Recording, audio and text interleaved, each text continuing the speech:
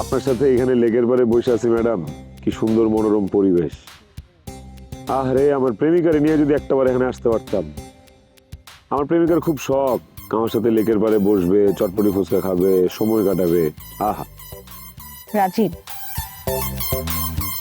এখানে কি আমি তোমার প্রেমিকার গল্প শুনতে আসছি? নেক্সট টাইম আমাকে তোমার প্রেমিকার গল্প বলবা না, তোমার কথা বলো। আর তোমাকে আমি অনেকবার বলছি এই ধরনের কথা আমার সামনে বলবা না। মানে তুমি বোঝো না কেন? আমি নিজেও তো একটা মেয়ে মানুষ, তাই না?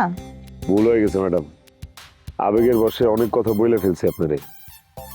আবেগ খুব খারাপ জিনিস। তবে ম্যাডাম, আপনার সাথে যদি আপনার পার্টনার, আপনার বন্ধু থাকতো, আপনার হাতটা সুন্দর করে ধরতো, আপনার চোখে চোখ রেখে কথা বলতো, গাছের থেকে ফুল পাড়াই না আপনার কানের ভেতর দিয়ে দিত, গুজে দিত, তাই না ম্যাডাম? আপনার খুব ভালো লাগতো তখন। আমার ভাগ্য অত ভালো না, এসব কথা বলে আমার মনটা খারাপ করে দিও না প্লিজ। আমি আপনার কাছে ক্ষমা প্রার্থী ম্যাডাম, কিন্তু আমরা দুইজন একই পথের পথিক ম্যাডাম। আমরা দুইজনই অভাগা, দুইজনেরই কপাল খারাপ।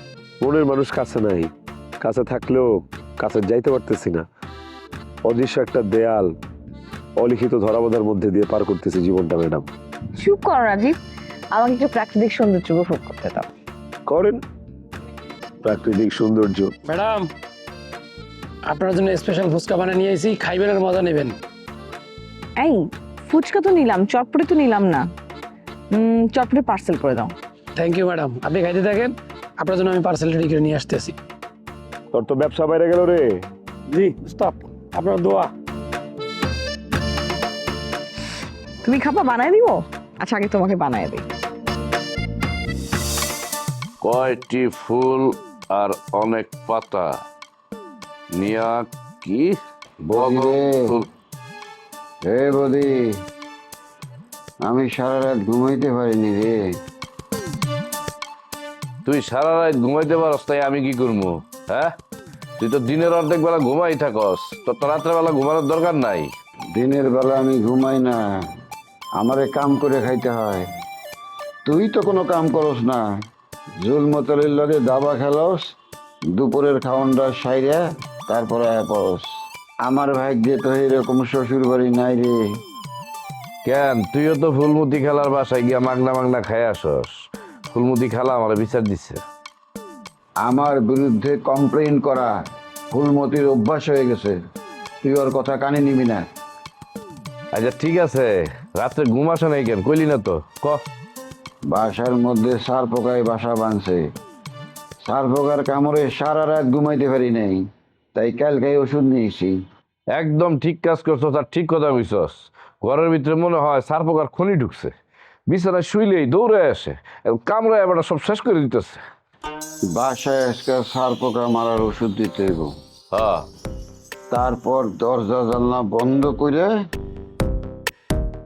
একদিন ঘরের বাইরে থাকতে হইব।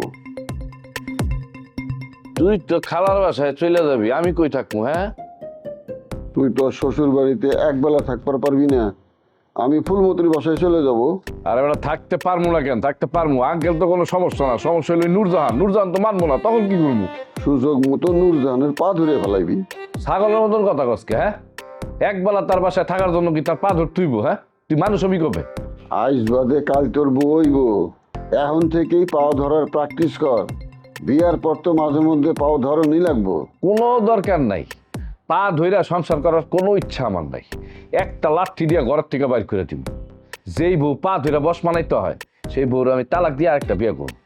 এত বড় কথা হনি কবি না, আগে সংসার কর তারপরে কোস। আজকে ওষুধ দেবো। আর অসুবিধা কি? তুই ওষুধ দেওয়ার আগে ফুলমতি খালার বাসায় যা, আর আমি আঙ্কেলের বাসায় গেলাম। ফুলমতির বাসায় রাত কাটাইতে যদি অসুবিধা হয় তাহলে রাতেই ফিরে আসবো। তবুও বুঝোস না, কিছু কাপড় চোপড় নিয়ে যাই, ওরা যদি ভালো ব্যবহার করে তাহলে রাতটা থেকে আসবো। বালা কথা কইছস, তাইলে দেরি করে লাভ কি? যা, আর যাবো তো, কিন্তু আমার ব্যাগটা কই? ব্যাগ আলমারির নিচে আছে, নিয়ে ভাগ।